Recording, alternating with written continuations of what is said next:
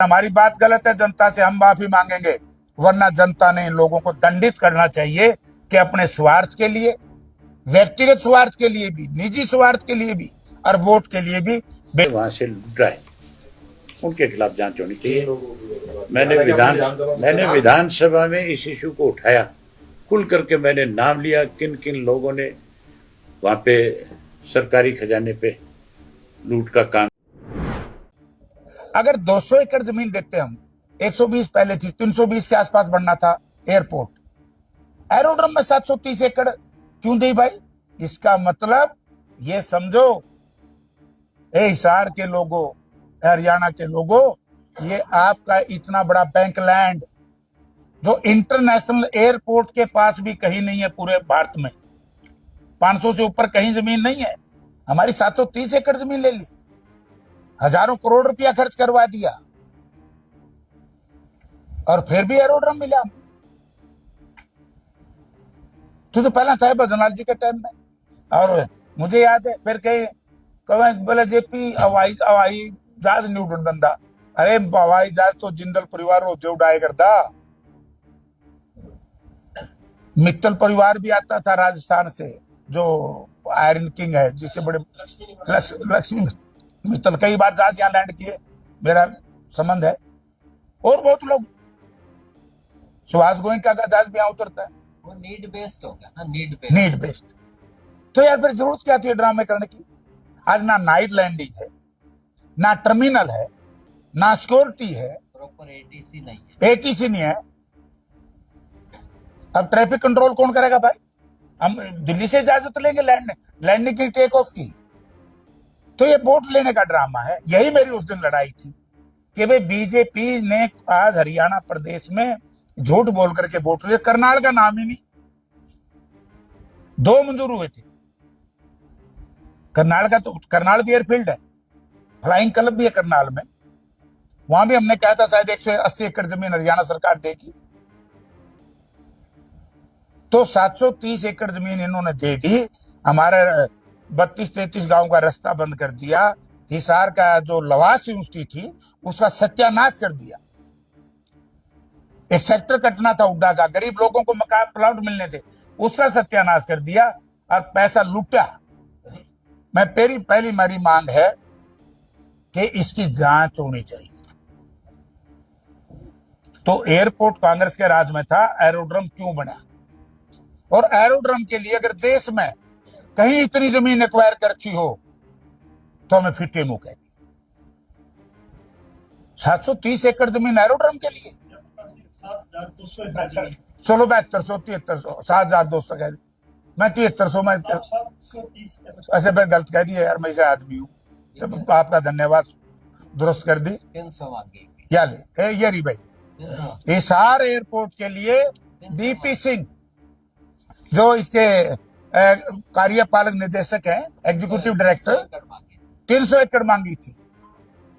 इन्होंने 300 एकड़ की बजाय 700 एकड़ क्यों दे दी? तो सॉरी, 7200 एकड़, 7200 एकड़ जमीन क्यों दी? ये हमारी लड़ाई है लोगों। हम हवाई अड्डे के खिलाफ नहीं है, मैं हवाई अड्डे के माध्यम से जो लूट मची है, जो भ्रष्टाचार मचा है, ये चिट्ठियां गलत हैं। तो भारतीय जनता पार्टी के लोगों को मेरी खुली चुनौती, हम बैठ जाएंगे कांग्रेस के सभी नेता, और वो बैठ जाओ, चंडीगढ़ बैठ जाओ, यहां बैठ जाओ, दिल्ली बैठ जाओ, जितनी ऊंची जगह पे बैठेंगे उतने ऊंचे सत्र के नेता आते रहेंगे और आमने सामने बैठ के चर्चा करो। अगर हमारी बात गलत है, जनता से हम माफी मांगेंगे, वरना जनता ने इन लोगों को दंडित करना चाहिए कि अपने स्वार्थ के लिए, व्यक्तिगत स्वार्थ के लिए भी, निजी स्वार्थ के लिए भी और वोट के लिए भी। हमारा जो संगठन है वो दुनिया में सबसे बड़ा है, कहती एक नहीं कहती। तो फिर लोकसभा के चुनाव में भाजपा 300 पार की बात कर रही थी, सत्ता से बाहर हो गई थी। संगठन अगर होता तो फिर आप ये मान के चलो सत्ता से बाहर नहीं होते। केवल दिखावा है, हम दिखावे में विश्वास नहीं करते, हम तो लोगों तक जाएंगे स्वयं और जाकर के अपना संगठन खड़ा करेंगे। अभय जी, उन्होंने पन्ना लेवल पर बूथ लेवल तक एक संगठन तैयार किया, क्या आपका संगठन भी उस लेवल तक अभी दोबारा फिर तैयार हो जाएगा? ये किसकी नकल करी उन्होंने, आपको पता है? ये जो पन्ना लेवल बनाया, ये नकल किसकी थी? एक बूथ 10 यूथ नाम दे करके एक संगठन चलाया था और भाजपा ने उसको पन्ना प्रमुख का नाम दे दिया। ये तो हमारी नकल कर रहे हैं बेचारे।